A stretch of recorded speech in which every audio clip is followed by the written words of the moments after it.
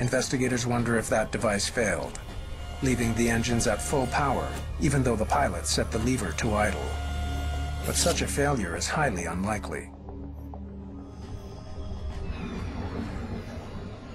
It's really a remote possibility. 400 billion hours of flight for us to have one occurrence of that.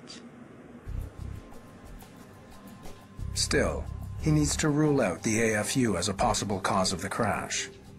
But he's not sure the unit can even be found amongst the wreckage. Computers, all the avionics, everything was gone. Luckily, one of the few pieces to have survived the fire is the piece investigators now need, the AFU.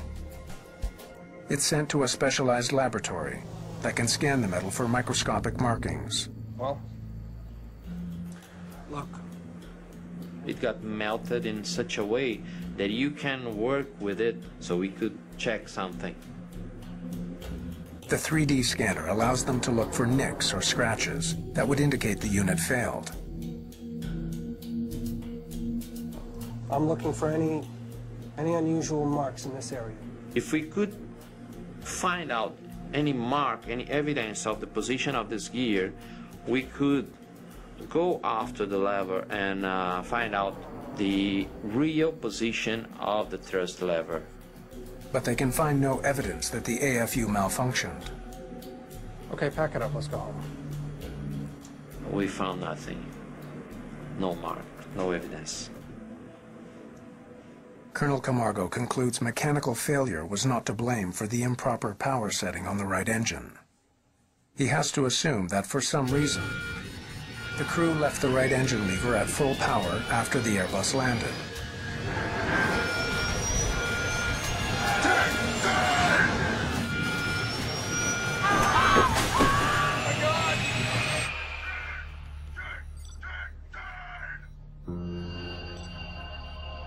Back in Sao Paulo, the Human Factors team turns to the cockpit voice recorder, or CVR. I have some good news for you.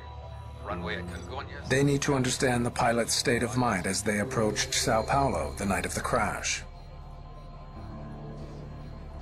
The CVR enables us to get an idea of the interaction between crew members.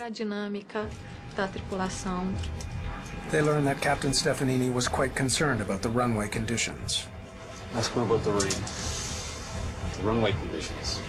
Is the runway slippery? 10 on final approach. 2 miles away. Could you confirm conditions? It's wet and it's slippery, 3054. Wet and slippery. The pilot is already tense, and then he finds out that runway conditions are worse than usual, slippery and rainy. The tension can affect the pilot's perception, his concentration. 35 out, 35 out.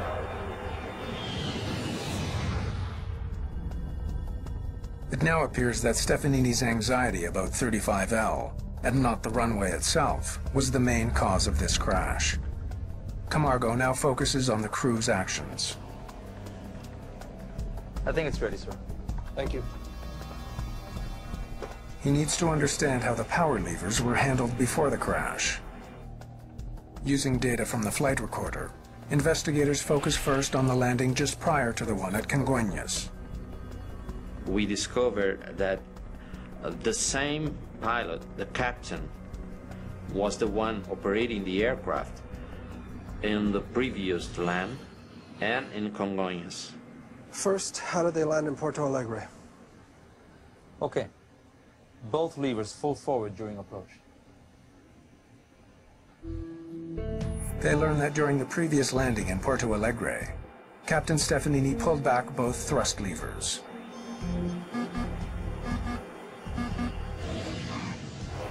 Exactly the right procedure for landing with only one reverser. And now, both levers to reverse. At the time of the accident, the correct procedure was for the pilot to take both throttles to idle and both throttles to reverse, as if you had no problem with the reversers. They've established that Captain Stefanini carried out the correct procedure for landing with one thrust reverser on the day of the crash.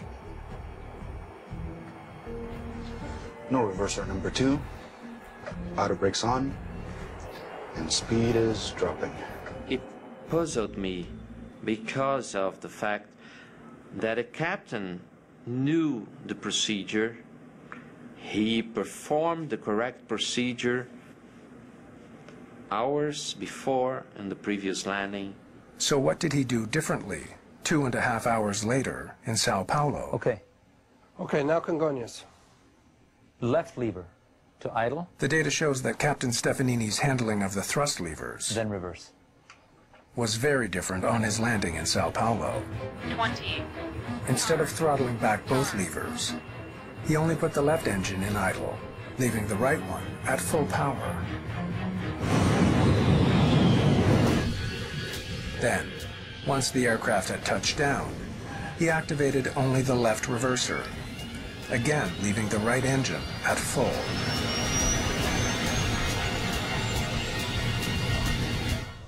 That is quite different. I don't get it. How could a guy that knew the aircraft, that knew the correct procedure, that executed a correct procedure, how could he do something different? It doesn't seem to make sense. We could really use your help on this. Until Camargo enlists the help of another pilot.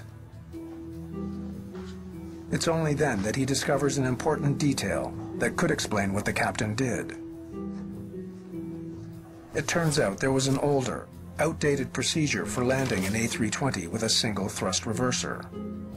Could you demonstrate it for me, please? It starts out the same, but then there's an important difference.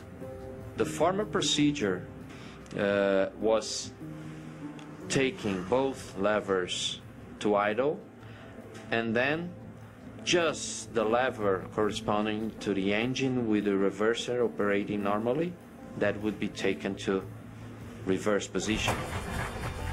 But that is not what Captain Stefanini did. He left the right engine at full power instead of bringing it to idle. If he was attempting the old procedure, he got it wrong.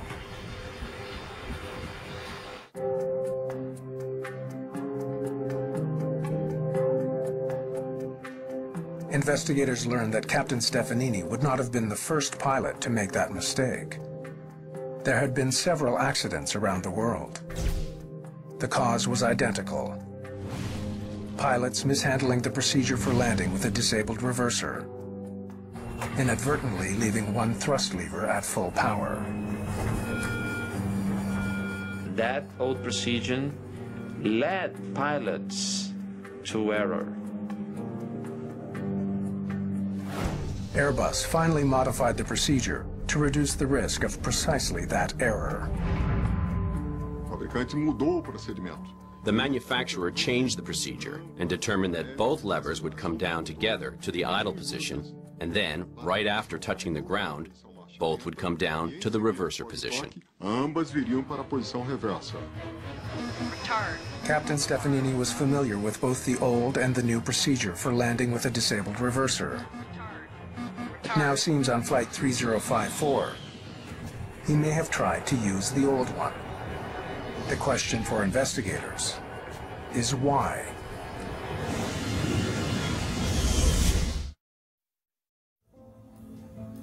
Investigators still can't understand why the crew of Flight 3054 left an engine at full power after touching down.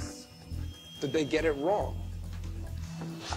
But after interviewing other pilots, they do understand why using the older procedure would have made sense that rainy day at Congonhas. It would bring the plane to a stop much more quickly than the new one.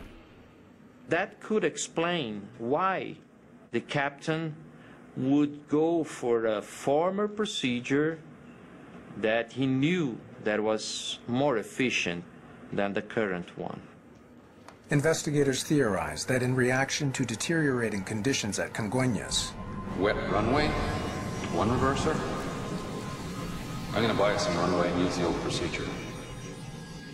He was trying to ensure that he'd have as much distance as possible to stop on the notorious runway 35L. But he made a costly error. Under those circumstances, Remember, we only have one reverser. We have one reverser, manual flight, wet, one reverser, manual flight. it is completely understandable that he had tried a former procedure and under such a pressure made a mistake.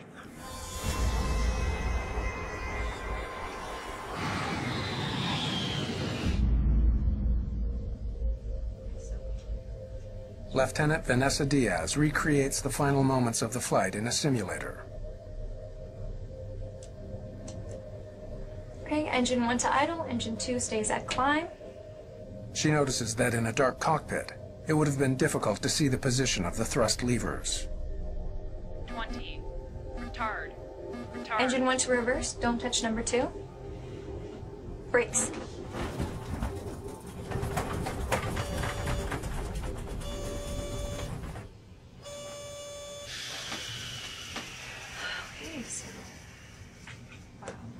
No simulador, nós temos como programar todas. In the simulator, we were able to program in every known factor.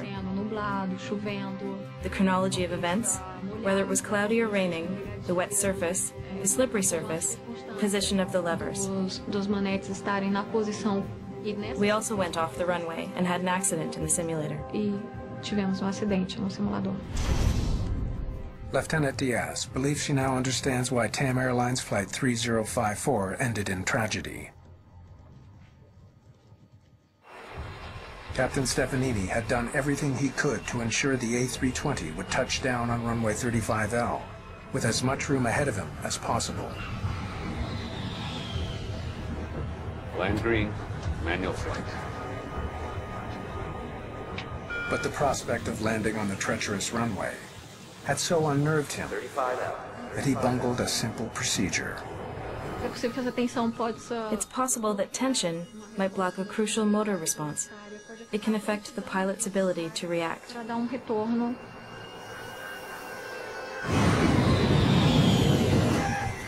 There was no alarm to warn them that one engine was speeding up, while the other was in reverse. First Officer Lima tried to figure out what was going wrong. Decelerate! But in a dark cockpit, It can't!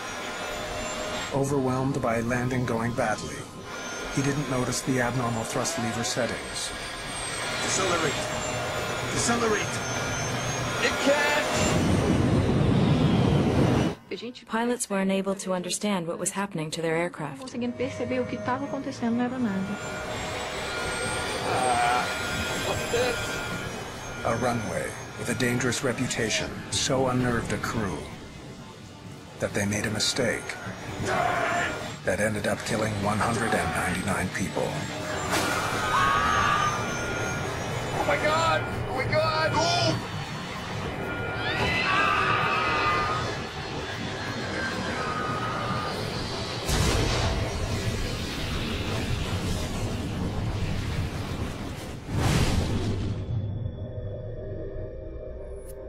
Since the crash of Flight 3054, the runways at Congonhas have been grooved and are regularly inspected.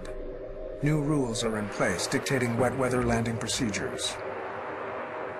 In rainy weather, you need to have all of your reversers operating. But despite these efforts to improve safety at Congonhas, many pilots doubt it's any better. Congonhas is not safer today. It continues to be a dangerous airport. Only a total ban on operations in wet or rainy conditions would improve the safety of this airport. What's clear is that even today, 35L is a runway that cannot shake its deadly reputation. 35L, 35L.